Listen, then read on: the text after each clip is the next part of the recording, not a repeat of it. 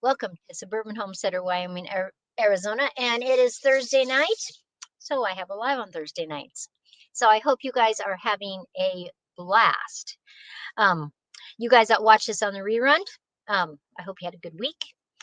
And today's topic is all about fruit, about having an orchard either on your homestead or in your backyard, because there is nothing better than going out and picking fruit off of your tree that you have grown yourself. You know that you know exactly if there's any chemicals. Like, I don't put chemicals on my fruit trees. I figured they got to be tough. Either you're tough enough to survive, though I do good things for my trees, but I just don't use chemicals. And Penny, let me see. Penny was in here. She says she'll be in and out. Um, Julie's just making spaghetti dinner. Just got home, and Cheryl's here. Hello, hello. So I'm very glad you guys are popping in and out. I have an orchard at my house in Wyoming. In Arizona, I keep adding trees. So really, I have a citrus orchard here, a small citrus orchard versus the, let's talk about orchards. You have those big, massive orchards. You know, they have hundreds and hundreds, or if not thousands of trees. Then you have the smaller scale that maybe have 100 or 200. Then you have a homesteader that maybe they have 20, 30, 40, or 50 trees. Some of those are spread out through their property. Some of them are in a specific area that they call their orchard. But what about the person that lives in town? Or they just have a small lot, a small acreage. What can they do? Cheryl says, I love your lemon pictures you shared. I was showing some of my Ponderosa lemons. They're humongous.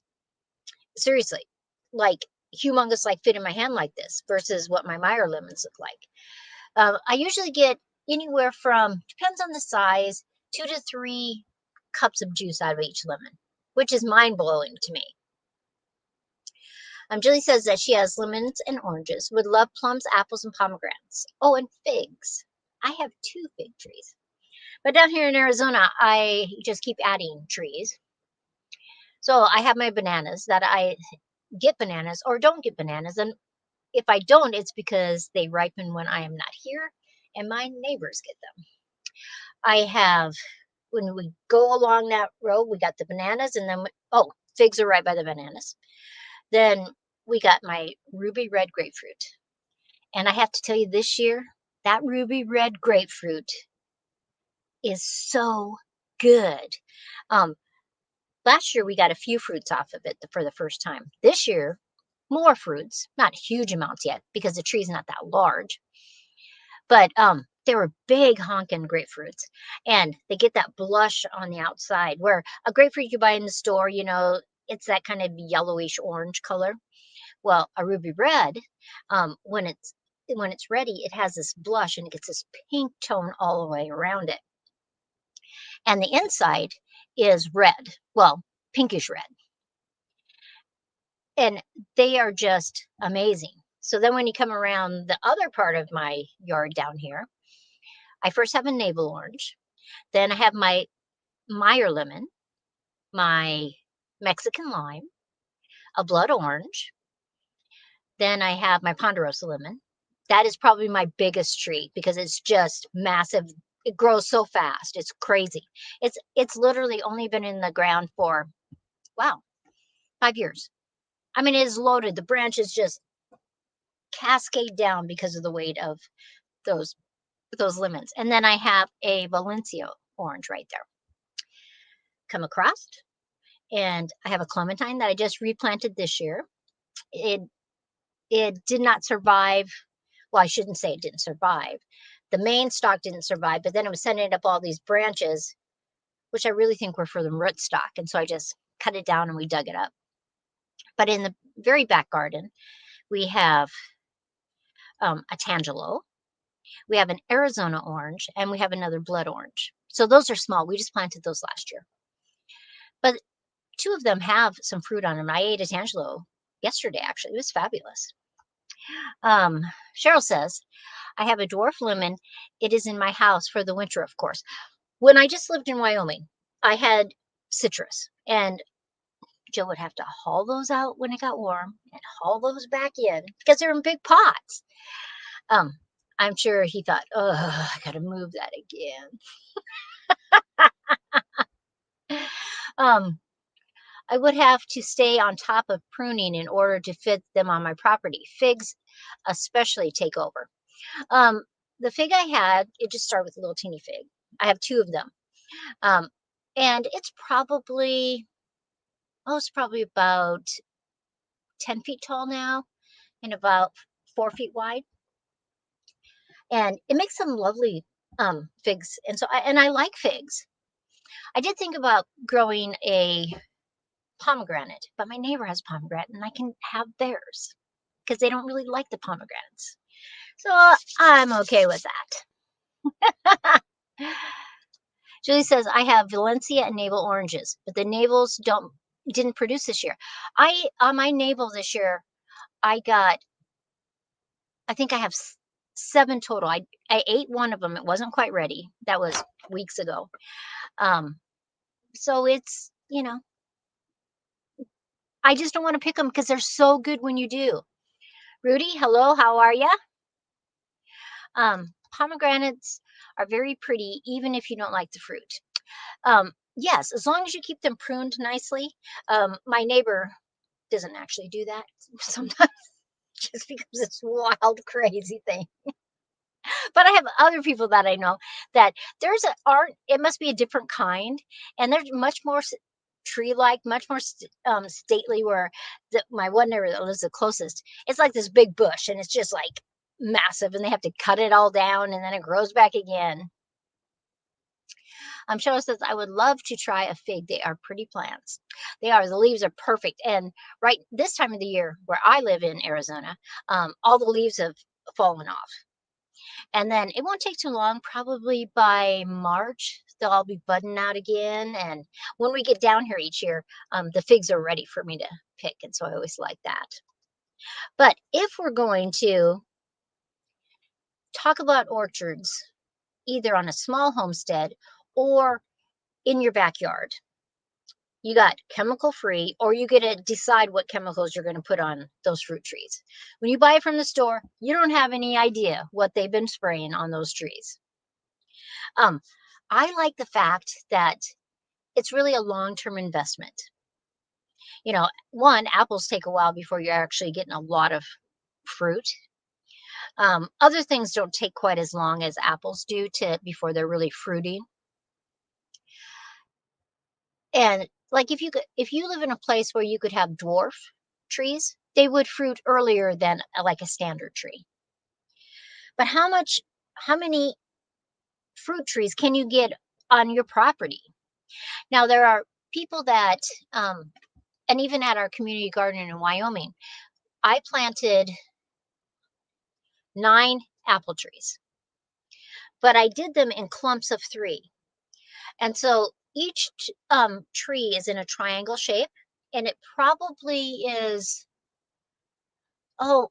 18 to 24 inches apart, depending on, because we have 3 different spots, and they're just down in a row. And the idea is at the community garden is we're growing them so they're intense. We're not going to let them more than 10 feet tall.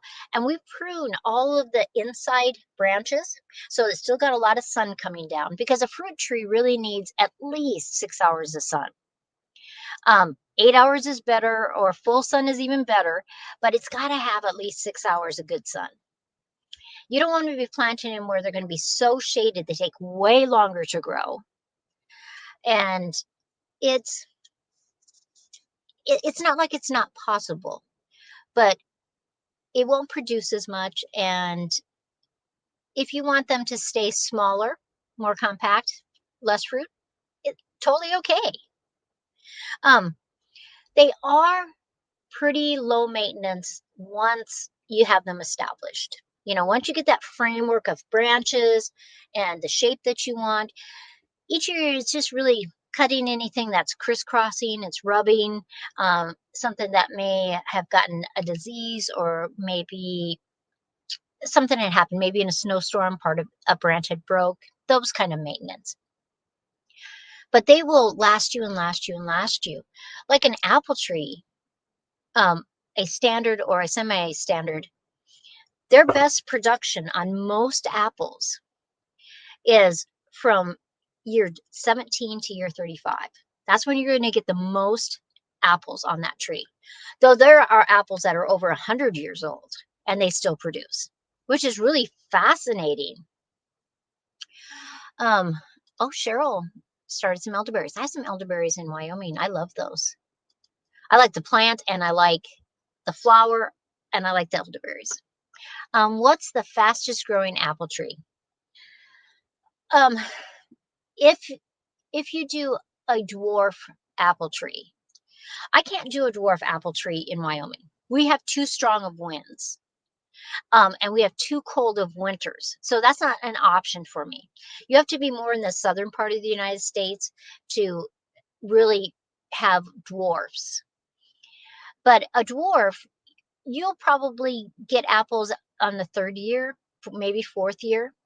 Most standard trees, it can be anywhere from 8 to 10 years before you're actually really getting apples. The funny thing is when you buy them from the store, so you, from like a box store, Home Depot, or wherever you buy them, and you see buds and stuff. Well, they've grafted branches that already had those buds on that branch. And so you may get apples on that apple tree for a year, maybe 2 years, and then all of a sudden you're not getting any apples. And that's because the apple tree realizes it's not really old enough to make apples. There's a lot of factors that go into making a good, strong apple tree, but well worth everything that you're doing. In a, say, a 20 by 20 spot, maybe you have it by your garden, or you don't want a garden, you just want fruit. You could easily put 6 apples in there. 5 is probably more recommended, depending on if you're having dwarf, semi-dwarf, semi-standard, standard. I actually like to grow standards, and I just prune them to the shape and size I want them, just because that root system is so good. And where I live, it is, I mean, this week, wind chill, minus 21 degrees in Wyoming. That is cold for a fruit tree. And I'm really wondering when we get back to Wyoming about a lot of my orchard trees that I won't be able to tell until springtime, because my friend sent me a picture, and her lilacs in Wyoming were budded out. Not a little bud, little bit of bud. They were all swollen because it's been cold, and then it's been really nice. And now it's going to be freezing cold again. It's going to freeze those buds. And sometimes it can survive. Other times by springtime, we'll be replacing different things. Which it's a hard year when it's warm, cold, warm, cold, warm, cold. So things to do in your orchard. If it looks like, excuse me, if it looks like it's going to be one of those winters when the leaves have all dropped, or when they're dropping, really, if you have some straw, just put a foot and a half deep around your trees. Don't touch the trunk, but all the way around. And what it's going to do is it's going to insulate that ground. Because when our leaves are falling off of our trees, that ground is starting to get real cold. And the tree is going into dormancy. And so if you can keep that soil cold, it will help your trees, and it won't think, oh, it's spring. It's January and it's spring. And so it won't want to bud out. The other thing, the reason why you do that is when it goes to time to flower, like my peach trees are notorious of wanting to flower when it is not really spring yet. But if I put that thick layer of straw, you could use leaves if you could have something that would hold them down there. It keeps that soil cold and they don't bud out as early. They don't make those flowers as early because in Wyoming, it can be real nice and then all of a sudden it decides to snow. One year, almost at the end of May, we got 11 inches of snow.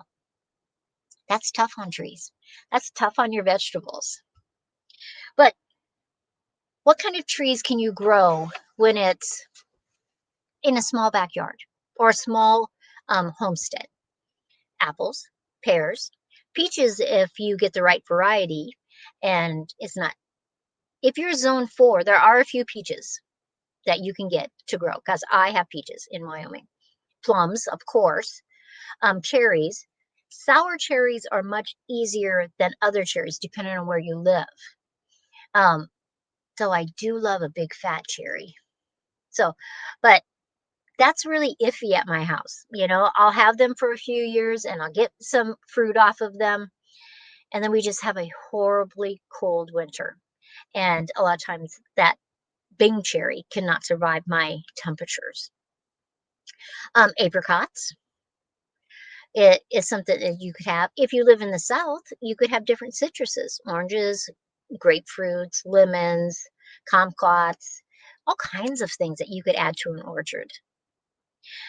Just remember, you want 6 to 8 hours for sure of sunlight. You want to have it so that there's a lot of airflow.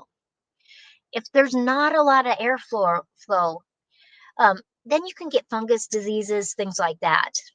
Oh, mulberries for sure. I have mulberries at my house, and I love mulberries. I remember the first time I ate them from my mulberry tree, and it was like such a sensation in your mouth. It was just amazing. But because of my weather, sometimes I get mulberries and sometimes I do not get mulberries. But they are just a phenomenal tasting berry. So if you live in a place where you can have mulberries, plant them. Okay, you want the soil to drain well. You know, if it's soggy in that spot, you'll have a tough time growing those kind.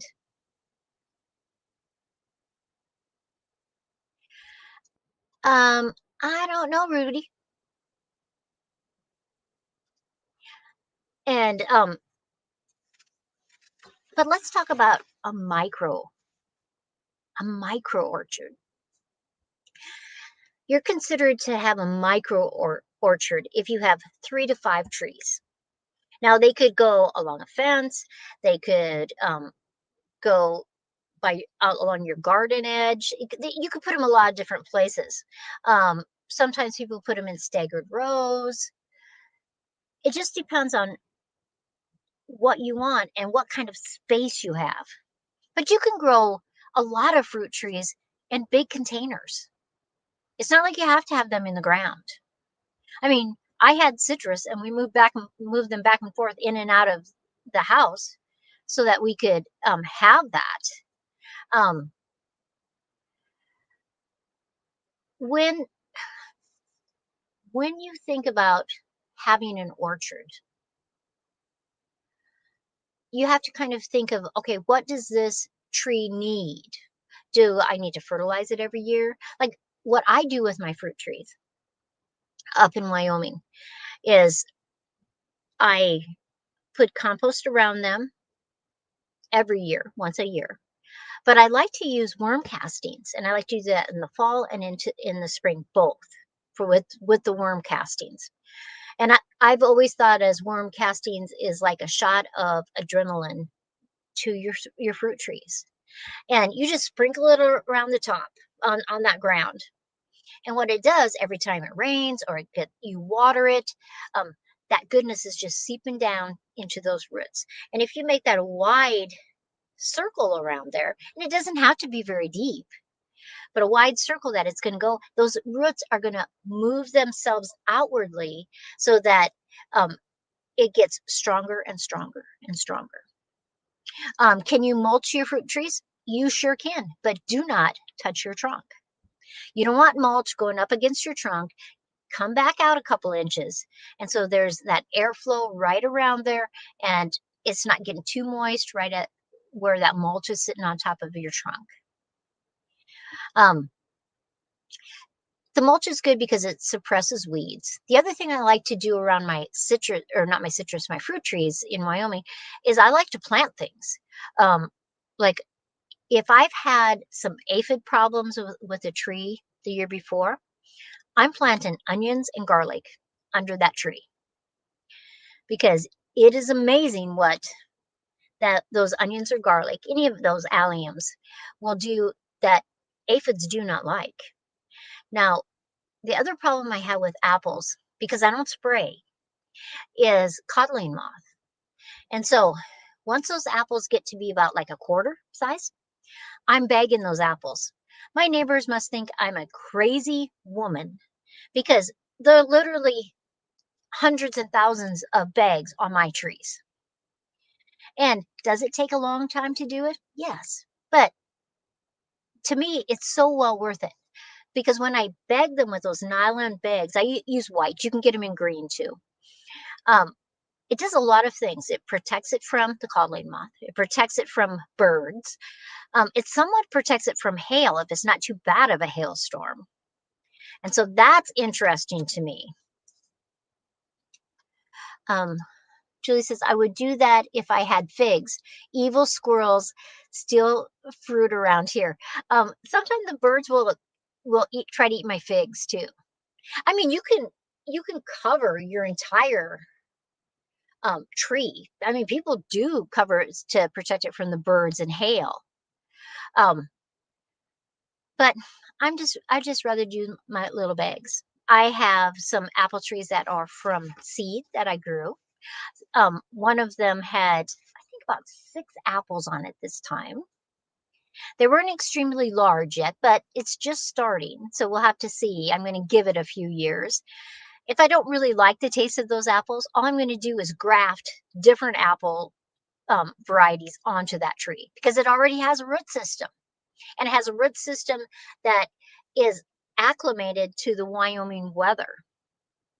And so sometimes you got to wait. Like the first year or two that you get your citrus, that you only have a few of them on there, they're good, but they're not as good as when you get a lot. You have that 3, 4, 5 years behind you, and you get that big amount of fruit, and the flavor is just spectacular. You can buy 100 net bags at a craft store for not too much. Yeah, I just buy them on Amazon. It has a drawstring so that the first couple of years that I did it, I had ones that I had to put twisty ties on, and I thought, man, that's taking me way too long. So I just switched it to the drawstring ones, and the ones I have are 4 inches by 6 inches because some of my apples are fairly large, and every once in a while I'll have a double, and they're really both really good apples because, like in a cluster, if I'm taking out some of the apples, I'm just usually keeping the king one, the biggest one. So if I can, if there's 2 great big ones, a lot of times I'll put them in the bag, and the bag's big enough to hold both of them. But my one apple tree in the front, I literally had hundreds of bags on that tree. And some of them were too tall. I didn't want to get on the ladder because it kind of slopes down on that area where that apple tree is. So I thought, well, the birds can have all those ones. So, but that is an amazing apple tree. Now, underneath your apple trees, you could add berries. You could have strawberries around the base of it. If you have chickens that you let wander around in your yard, they will do a good job at eating any of the fruit that falls down. That maybe the wind knocked it down, or it wasn't a very good apple, maybe got hail damage, and the tree lets it fall. Those chickens will just clean that right up. Some people use ducks, especially if they live in an area that has snails. Those ducks will go into that orchard and then they will just eat every single one of those snails up. My one friend always has little baby pools by her fruit trees. And I've actually done this too. By the fruit trees, if you have ducks, they will go in, they swim around it, they like it, they get it all dirty. The water is dirty after a day or two. But all you have to do is just tip that little baby pool, not one of those great big ones, just a one that's they're like 3 or 4 feet across. Dump that onto your fruit trees. Your fruit trees will love you for it. And then you can just move it to a different area of your orchard. It is amazing what if you let nature help you in your orchard. Have some mason bees, have some honey bees, have ladybugs, just praying mantises can eat and gobble up stuff, lacewings. These are all natural things that can help you in an orchard. Um, your very first year or two, it's really, you want some root growth. Really for the first year, I mean, it's very controversial. Should you prune or should you not prune? I like when I buy it, if I'm not grafting it myself, I really don't want a lot of branches on my tree. I want to be able to um, take my tree from the beginning, even if it would take me another year before longer to get the fruit. I would rather be able to go, okay, I want a branch here. I want a branch here. Um, and you can stimulate the buds, or you can even actually graft branches into there. At 3 years, you might get a light harvest. You might get an apple or two, a few of them. Citrus, you'll probably get more than that. Then at 5 years, at 10 years, depends on what you're growing, you're going to really start getting some bumper crops. This last fall, before we came down to Arizona, I gave so many bags of apples and pears away. I mean, like the grocery bags were double bagged. They were so jam packed, but I was just running out of time and I just didn't have enough time to process them. And we took a whole bunch of them down here. So that's an abundance. And like I like making jellies and jams and juices, and I like making apple pie filling and freezing it or canning it. There's just so many things to do. Right now I have um, apple cider vinegar that I've made. I have pear vinegar that I made. And when you open that pear vinegar, and they're pears from that I grew in Wyoming, you open that jar and it is a vinegar flavor, but that smell of pears in there is just so amazing. It's just fabulous. It is so worth it to me to grow my own fruit because I know exactly all the things I did to make that tree successful. And you will find that your neighbors will want to start doing it. But like when over at the community garden where we have the triangle shaped, and they're really depending on which little pod it is, um, the triangle is 18 to 24 inches apart. And if you pick 3 different types of apples um, that bloom somewhat at the same time, all of a sudden it increases the amount of apple production you can have because the bees are just going such a short distance. I've seen videos of large orchards anymore that it used to be, those apple trees are 30, 40 feet away. They're great, big, huge apple trees. But a lot of them now, they're 18 inches apart or up to 4 feet apart. And it's just tree after tree after tree after tree. And they are just harvesting and harvesting apples or pears or peaches or whatever that they're growing. But if you can do an orchard, it does take a little bit of patience, but gardeners are used to being patient. Some stewardship, knowing what your trees need, if they need pruning, if they have another tree that will cross pollinate with them. And you just get it, you really get to enjoy the rhythm of the season. You get to enjoy, like in the springtime, maybe you got a lot of work and then you just get to watch as that tree blooms and those apples start and then they become when they're ready. And then the leaves fall and you get to enjoy even through the winter those beautiful branches. And it's just an amazing thing to have an orchard in your yard. Um, the more land you have, why not have a larger orchard? You'll be surprised at how it can economically benefit you. The idea of just buying a few trees, just think in 10 years when you're having a lot of apples coming through, what what you can do with those as a homesteader, what you can do to um, really make money off of those trees. So I hope this just gives you a little idea of how you can have a micro orchard, an orchard in your backyard, a small orchard um, on a homestead. If you have more land, you can have more trees because why waste land that you're not doing anything with that you could have an orchard? So I hope you guys have a great time. Um, all you guys that are watching it afterwards, which is usually much more, put in the comments what kind of fruits you have in your yard. And as always, make sure you like, give me a thumbs up, and I appreciate you guys coming in. And on Tuesday morning, we are talking about, not Tuesday morning. I don't know why I said Tuesday morning. It's Monday morning, Monday Moments, 9:30. Where Tuesday come from, I don't know. We were talking about believing in yourself and others. So that should be a real interesting topic because sometimes it's easy for us to believe in others. It's not so easy to believe in ourselves.